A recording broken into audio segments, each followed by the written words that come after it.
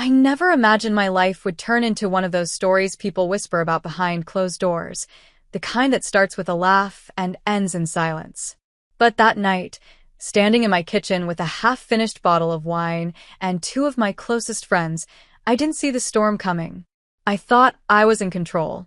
Turns out I wasn't controlling anything, I was losing everything. It was almost 2 in the morning. We'd been laughing for hours, me, Lisa, and Tara. The house smelled faintly of perfume and red wine, music humming low in the background. I'd been venting about work, about Danish, about how our marriage had lost its spark years ago. I remember saying stupid things, trying to sound tough and carefree, the kind of woman who didn't care anymore. I said things I shouldn't have. Things no wife should ever say about her husband, not even in a drunken blur. Danish is pathetic, I'd laughed, spinning the glass in my hand. If he knew about the men I've been with, he still wouldn't leave. He's too soft. Lisa had laughed. Tara too. They always did. They made me feel seen, validated, like my choices weren't as terrible as they were. But the truth?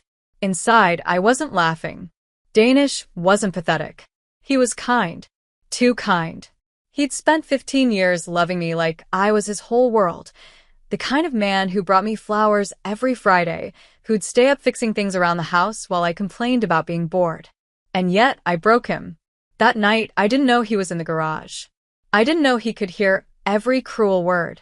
I didn't know that with each laugh, I was hammering the final nail in our marriage. If I had, I would have stopped. But I didn't. The next morning, my head was pounding. The sun stabbed through the blinds, and I remember thinking only of coffee and Advil. When I went to unlock the door to let Tara out, the key didn't work. I frowned, tried again. Nothing. Then I saw it, a folded note taped to the door, and Danish standing in the hallway, his face unreadable. He handed me a cup of coffee, like it was just another morning. But his eyes looked different.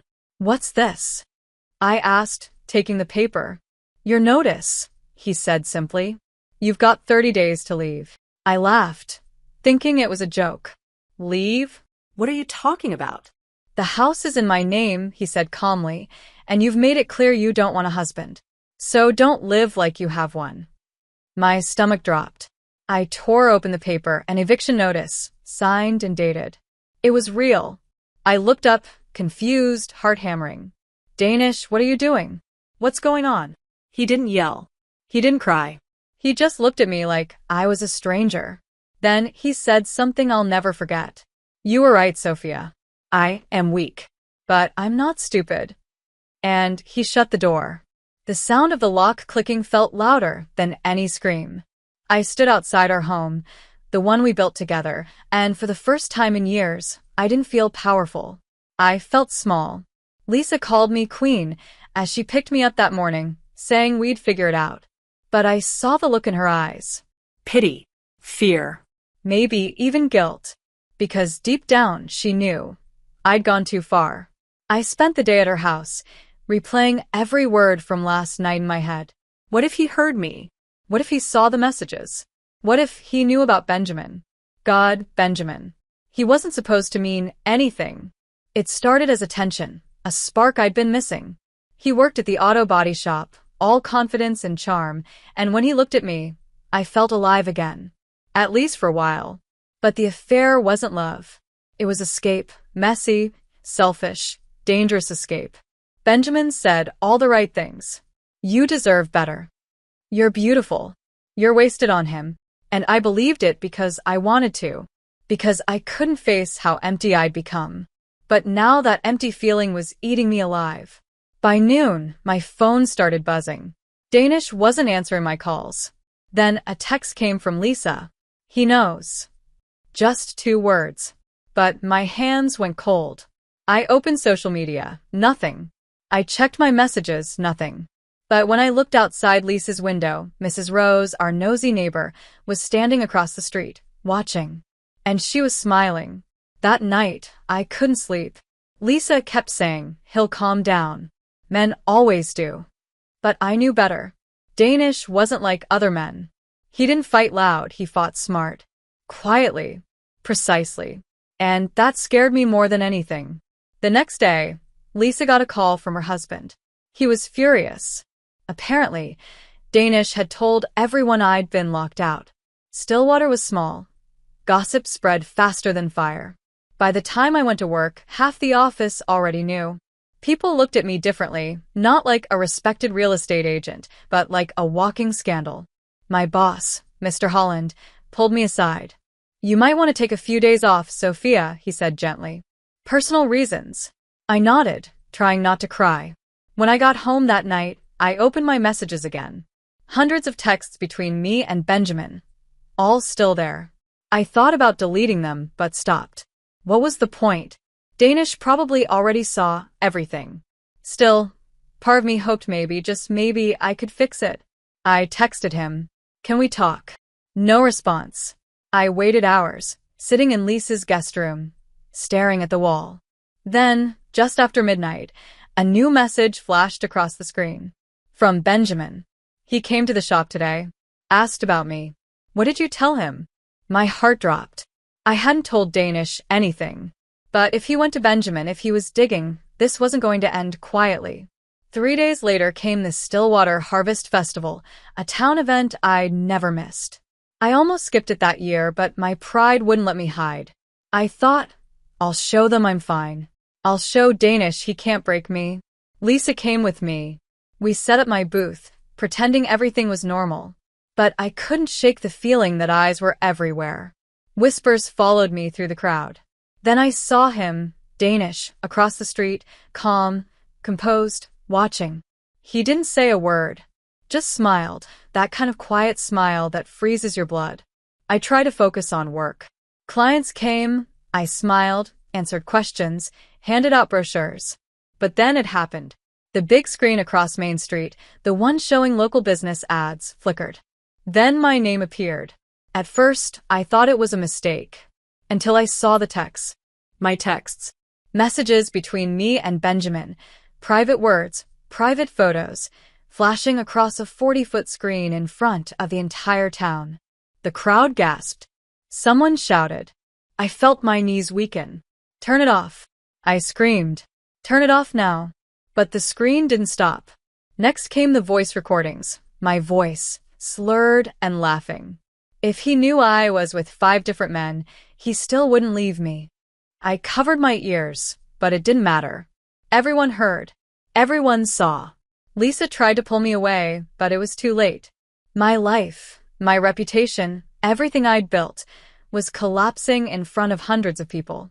And when I looked up through the blur of tears, I saw him, Danish, standing in the crowd, silent, watching me fall apart. For the first time in 15 years, I couldn't read his face. He didn't look angry. He looked done. And that hurt more than anything. That night, I sat in Lisa's living room, numb. My phone wouldn't stop buzzing, messages, missed calls, clients canceling appointments. Lisa kept saying, "We'll fix this," but I knew we wouldn't. Because deep down, I knew the truth. I'd broken something that couldn't be fixed.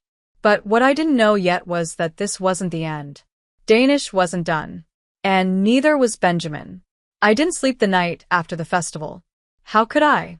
Every time I closed my eyes, I saw that giant screen again. My words, my pictures, my shame blown up for the entire town to see. I had dreamed of being successful, respected, admired. And now, every person in Stillwater knew me as that cheating wife. By morning, I couldn't even step outside without feeling eyes on me. Lisa told me to lie low for a few days, but the damage was already done. My boss called, said clients were pulling out, that I should take some time to deal with personal matters.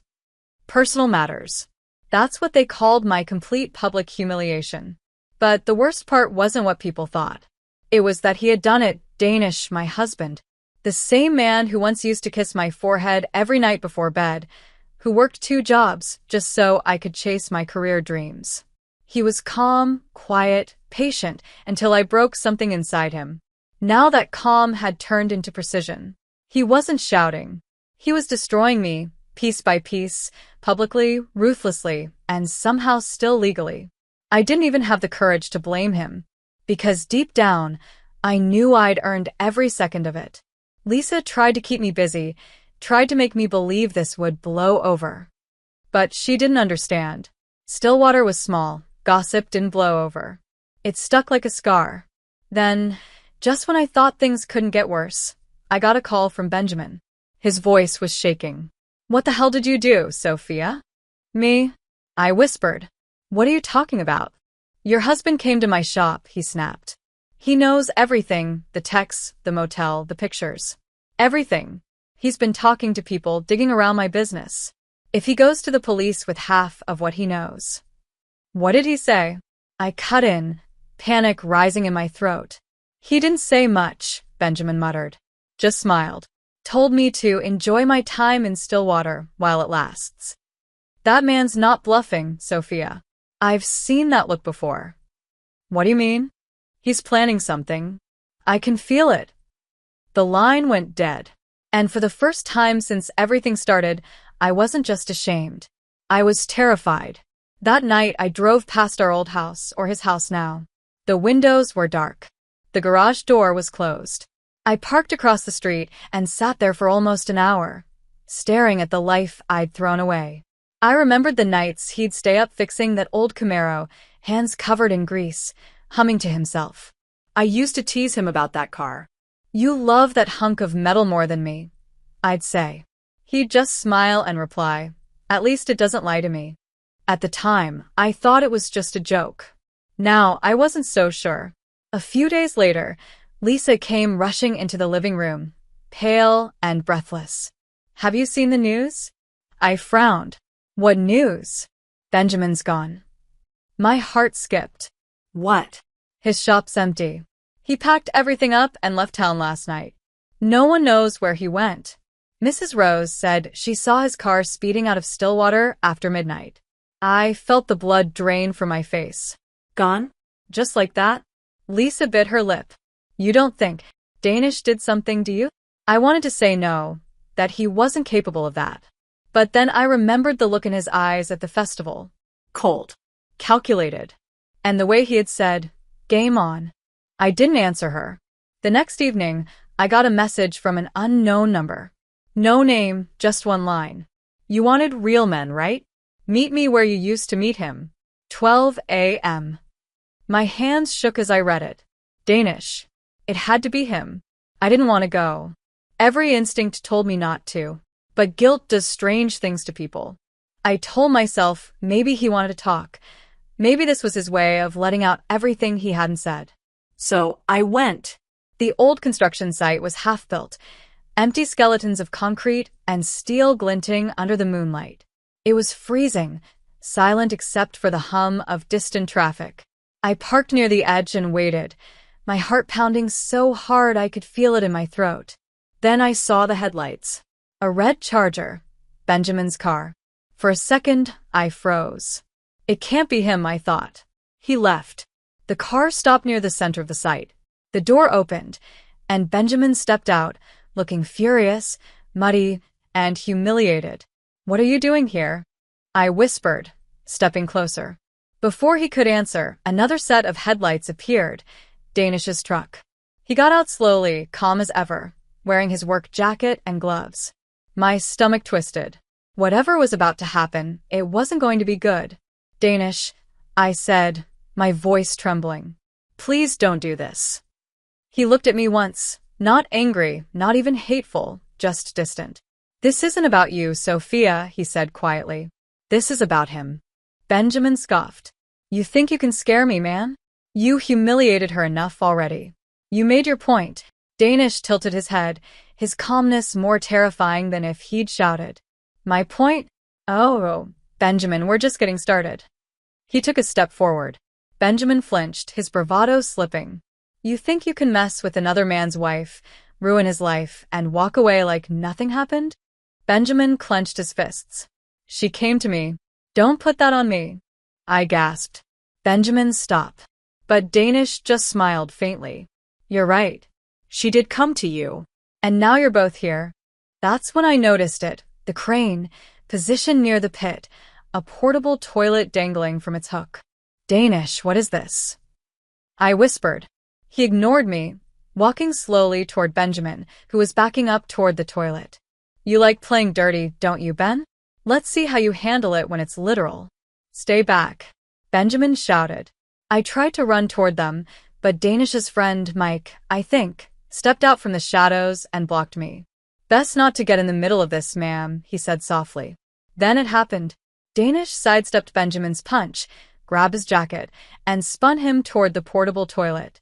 Benjamin stumbled, crashing into it, swearing. Before I could scream, the crane moved, lifting the toilet off the ground with Benjamin inside. Danish. I screamed. Stop it. You'll kill him. But he didn't stop. He stood there, hands in his pockets, eyes cold and focused.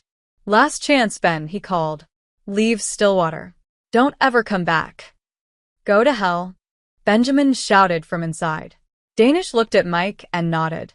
The crane released. The toilet crashed down into the muddy pit below, splashing water and debris everywhere. I shrieked, covering my mouth.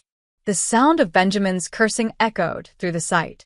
He wasn't hurt, just drenched, filthy, and humiliated. But that wasn't the point. The point was clear. Danish wanted him to drown in the same shame he'd made me feel. He walked to the edge of the pit and tossed a rope down.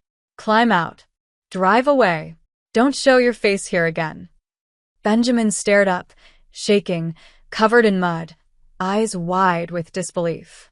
And then he did exactly what he was told. He climbed out, dripping and broken, got in his car, and sped off into the night, leaving muddy tire marks across the gravel. When he was gone, I finally found my voice. What the hell is wrong with you? Danish turned to me, calm again. Wrong? No, Sophia. For the first time in years, I'm doing something right. This isn't you, I said, trembling. You're not like this. He took a step closer, his voice low and sharp. You don't get to tell me who I am anymore. You made that decision when you decided I wasn't enough. Tears blurred my vision. You think humiliating everyone makes you the victim? He looked at me for a long moment, then smiled sadly. No. It makes me free. And with that, he walked away. Didn't shout. Didn't threaten. Just left me standing there, surrounded by the wreckage of everything I'd destroyed. Benjamin disappeared that night. No one ever saw him again. Some said he moved to Portland. Others whispered darker rumors. I didn't know what to believe, and maybe I didn't want to. But what haunted me wasn't what Danish did to him. It was how easily he'd done it, how coldly, how calmly. Like he'd already accepted that he was never coming back from this. And neither was I.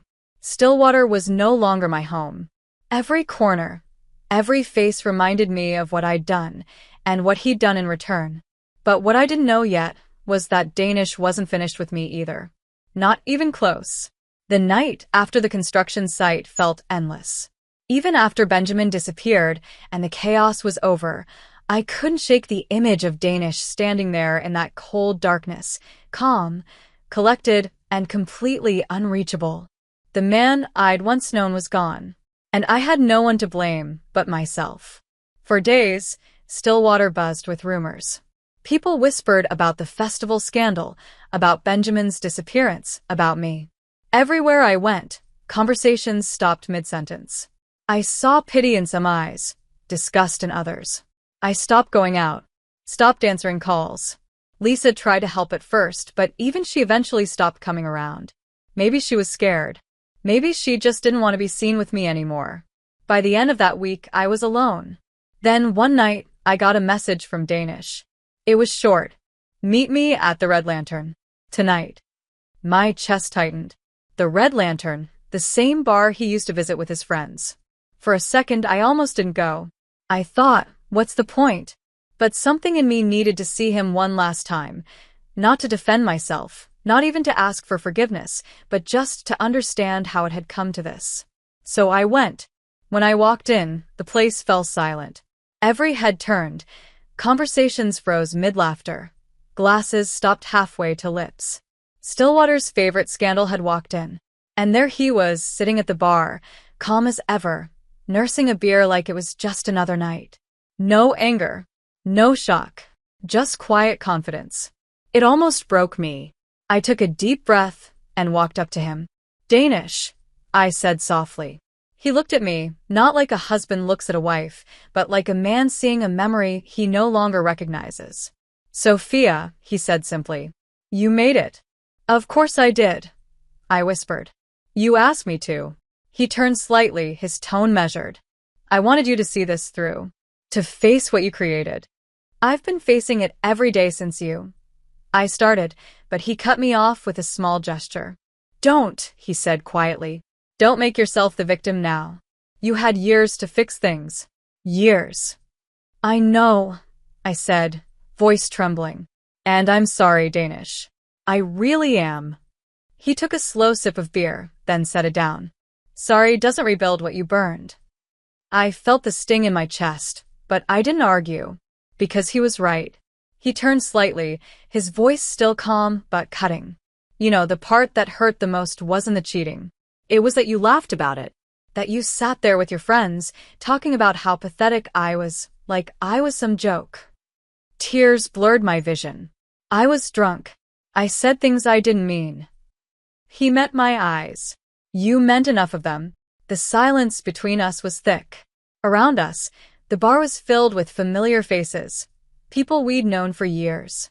People who'd seen our story unfold like some twisted soap opera. And then I realized this wasn't just a conversation. It was a reckoning. Danish stood up slowly, setting his beer down on the counter. He turned to face me fully. I've already made peace with what happened, he said. You did what you did. I reacted how I did. We're past that now. I frowned, confused. Then why call me here? He reached into his jacket and pulled out a thick envelope. He held it out to me. These are divorce papers. My stomach dropped. He said it so casually, so peacefully, like he was handing me a receipt. There's no fight left, he continued. 50-50 split. Fair. No accusations, no lawyers, no drama. Just signatures. My voice shook. That's it? After 15 years? Just end it like this? He nodded once. You ended it a long time ago, Sophia. I'm just putting it on paper. I looked around the bar, feeling everyone's eyes on me, watching the fall of a woman who'd once had everything. I wanted to scream, to tell him he was being cruel. But how could I, when he'd already suffered more than I ever had? I loved you, I said quietly. No matter what you think, I did. He studied me for a moment, then sighed. I believe you, he said softly. And maybe that's the saddest part of all. My knees felt weak. I sat down on the nearest stool, clutching the papers. He leaned closer, lowering his voice, so only I could hear. Do you remember what you said that night? He asked. I froze. The night I was in the garage, he continued. You told your friends I was too weak to ever leave you. I couldn't meet his eyes. Danish, I didn't mean. But you were right, he interrupted gently. I wouldn't have left you. No matter what. I loved you too much. For a second, I thought I saw a flicker of pain in his expression, the last ghost of the man who used to adore me. Then he straightened up, his tone final. But I never said I wouldn't make you leave me. It hit like a punch. The words, calm and precise, landed harder than any scream could have. He raised his beer slightly, as if to toast. To my wife, Sophia, he said loud enough for the room to hear. She always said I'd never leave her. She was right. The room went silent. Every sound vanished except for the pounding of my heart. He took a slow sip, then looked back at me. I didn't leave you, Sophia, he said quietly. I just made you leave me. For a moment, I couldn't breathe. He turned, tossed a few bills on the counter, and walked out, calm, composed, and done. And that's when the applause started. Not for me. For him. One by one, people clapped, quiet, rhythmic, final. And I sat there, surrounded by faces I'd known for years, faces now filled with judgment and pity, and realized there was no coming back from this. I'd lost him long before that night, long before Benjamin, before the lies, before the laughter. I'd lost him the moment I stopped appreciating what I had. The next morning, I signed the papers. No lawyers. No fights. Just a pen stroke that officially erased 15 years of love, trust, and home. A week later, I packed my things and left Stillwater.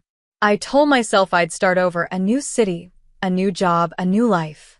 But no matter where I went, Stillwater followed me. In whispers, in sleepless nights, in the mirror.